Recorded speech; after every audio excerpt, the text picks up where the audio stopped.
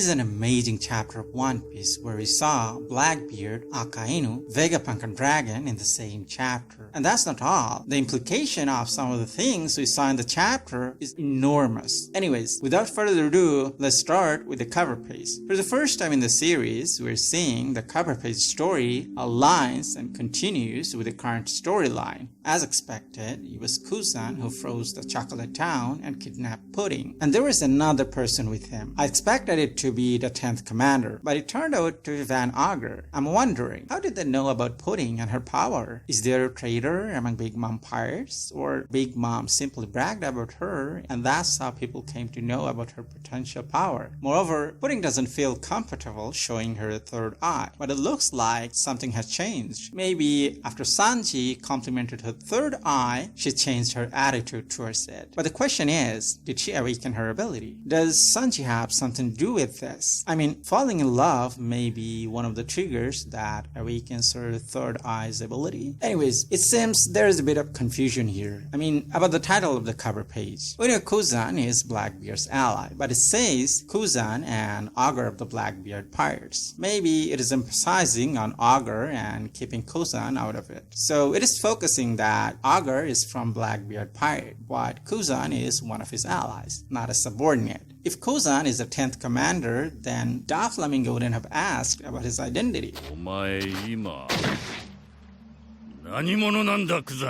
After all, as one of the most influential underworld brokers, he should at least know that. He should at least know Kuzan is the 10th commander, shouldn't he? Anyways, let's start with the first page. Law is using his awakening. Blackbeard is shocked after seeing Law's ability. It's totally different from what he learned or heard. So he assumed that Law is using his Devil Fruit awakening. But Blackbeard is confident in his ability. After all, he has two of the most powerful Devil Fruit abilities. So who can stand against him, right? In the last chapter, we saw him chasing Trafalgar Law and his crew. They tried to dive deep into the sea, but Blackbeard used Gura Gura Nomi's power to create a sea quake and force them out of the sea. Then he chased them riding on Stronger, the mount of Dark Q. That's why he's mocking Law and his crew that no matter where they try to hide, they cannot escape from him. We saw a masked man in Law's crew. His name is Hakugan. Law orders him to prepare the Pola tank, which is the ship of the Horde pirates. Hakugan responds right away. Then Law orders Sachi and Penguin to dive into the sea. Blackbeard didn't expect Law and his crew to be so calm in such a situation. Law cuts the horse Blackbeard is riding in half and took out the aerial advantage from him. Blackbeard cursed at him for doing that. He didn't expect that at all. After all, like all Devil Fruit users, seawater is also his weakness. Blackbeard uses a new ability called Crash. It's gravity and crash combined. He used it to push himself towards the cliff to avoid dropping into the sea. The Horde pirate feel the power of gravity and were affected by its power. Dark Q is lamenting Stronger's death. He has some attachment to his horse. While on air, he throws apple explosives at the Horde pirates. These are the same apple which he gave to Luffy back in Mock Town. It looks like these apples are well known in the Grand Line. Otherwise, the Horde pirates wouldn't have known it that they were explosive right away. Asachi used water bubbles or air bubbles and exploded them in the air. Daku didn't expect this, and he was caught off guard and got injured due to explosion. Sachi is from the frigid port in North Blue, so they're expert on sea battle, so they have the advantage when they're in the sea. Blackbeard and his crew didn't expect the Horde pirates to be so strong in the sea. It was totally out of their expectation. All they have to do is to sink Blackbeard's ship, and that's it. They will win the battle. Technically, the Minks are animals, so they have higher sensitivity towards their surroundings. Beppo's sense of hearing is very good. He found out the location of Van Augur. He told others to shield against the sniper. After all, Law is fighting one of the notorious Yonko, and he needs focus. He cannot afford to be distracted. After all, in a fight between experts, a moment of distraction or hesitation is all you need to turn the tide in your favor and finish off your opponent. Law uses K room and uses Shock Willy. Blackbeard looks shocked because he can see the sword penetrating right into his body, but he can't stop it. He becomes scared. The attack wreaked havoc inside Blackbeard's body and sent residual shockwaves from his chest and back. He coughed blood and almost got unconscious. We can see his eyes turning wide. Blackbeard is strong, but why did he get so much injuries in such a short time? Well, Van Augur repeats what Whitebeard said 2 years ago. He's overconfident and reckless. These are his weaknesses. He fought Law without planning anything. He just thought that his Gura Gura no Mi will do the trick. Well, it didn't. After all, he's not Whitebeard. Augur teleports to Blackbeard and takes him where Law is standing. But before that, he asked Blackbeard should they back out and go to the ship. While coughing, Blackbeard responds to move forward. After all, he's Blackbeard. He repeated what Whitebeard said in the Marineford War.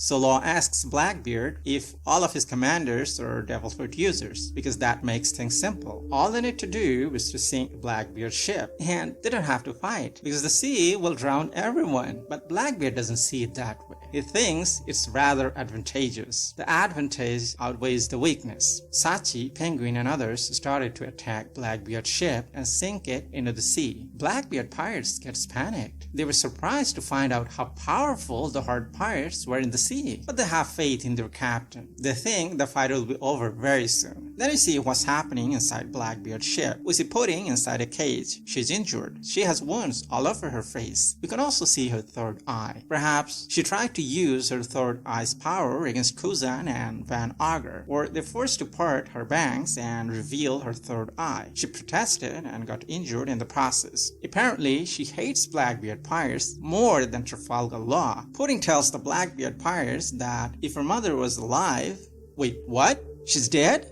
How come she's dead now? She told Law and Kid that their attacks wouldn't kill her, but it did? Wait, should I blame Law or should I blame the underground volcanic eruption for that? I'm kind of confused. I thought we'd see her in Elbaf Arc, but now it looks like a pipe dream. Her favorite curd might have turned into ashes, and that's how Pudding knew her mother is dead. So Pudding is telling the Blackbeard pirates that if her mother was alive, Blackbeard pirates wouldn't be so cocky anymore. Well, it's true. I mean, we didn't see Blackbeard challenging any Yonko when they were at their best. He picked the island where Law was heading because he thought only one of the supernovas will come to this route. He thought he had it easy, but he didn't expect Law to be so powerful. And that's not all. His crew also turned out to be powerful. The Blackbeard pirates tell Pudding to face the reality. If you cling onto the legends, you wouldn't be able to move forward and advance into the new age. Moreover, he's reminding her that the opponent they're facing is the one responsible for Big Mom's death, so she shouldn't gloat at their predicament. Then it cut to the Blackbeard and Law. Now it looks like Blackbeard got serious. On one hand, he's using Gura Gura no Mi's ability, and on the left hand, he's using Yami Yami no Mi's ability. I think Law is in danger now. Blackbeard is using his notorious Kuro's ability. We know it pulls the essence of Devil Fruit, and as a result, the users get pulled towards Blackbeard. If he gets caught by him, he'll become dangerous. I mean, Law wouldn't be able to use his Devil Fruit power, so he'll become vulnerable. He'll have to rely on his armament haki to defend against Gura Gura no Mi's power. I think Law will get injured like Luffy and Ace, but when Blackbeard is about to kill him or take away his Devil Fruit ability, Sachi, Penguin, and others would be able to sink Blackbeard's ship. So Blackbeard will have two options: save his crew and Pudding, or kill Trafalgar Law. He can overlook his crew, but he cannot let Pudding die. After all, she's his ticket to Laughdale. He will get distracted, and Law will use it and save himself. Another thing I need to mention is Kuzan is not in the ship. After all, he's his ally, not his subordinate. He cooperates with Blackbeard when it's necessary. The scene cut to Akainu. Someone informs Akainu about Blackbeard and Law's fight. That person has a mustache, but Kuzan doesn't have any mustache, so it is someone else. It's possible Kuzan tipped up the Marines and working as a spy, but it cannot be sure. Anyways, now cut to the future island, Egghead. Due to emotional outburst, Bonnie used her Devil Fruit's ability and changed everyone's age. Luffy and Chopper became so old that it is hard for them to even move. Luffy became 70. I can understand second, she was angry at Luffy because he tried to attack Police Kuma. But what did Chopper do? Why did she turn him into that pathetic state? Jinbei and Bonnie looked like when they were children. Jinbei tells Bonnie what the world knows about Kuma. Kuma is known as the evil king of Survey Kingdom, and because of that, he was forced out of his kingdom. Later, he became a member of the Revolutionary Army, but he got arrested by the Marines and was sentenced to life. I think it happened at least 4 years ago. We saw the prisoners who were sentenced to life being sent to Punk Hazard as guinea pigs. So he met Vegapunk there, and Vegapunk was interested in his physical strength and his latent power. He cut a deal with Kuma, so he'll let Vegapunk remodel his body and become part of the cloning development project, and in return, he could come back to the sea as a member of Shichibukai. Bonnie knows about the cloning project, but she didn't know about the Pacifista project, so when she saw that on the screen of Shabudi Archipelago, she became furious. He hates the world government. The only crime Kuma committed was not to cooperate with the world government, and as a punishment, they forced him to remodel his body. Maybe they threatened him with Bonnie's life. If you don't cooperate, she dies. Probably that's why Akainu said those words to Bonnie.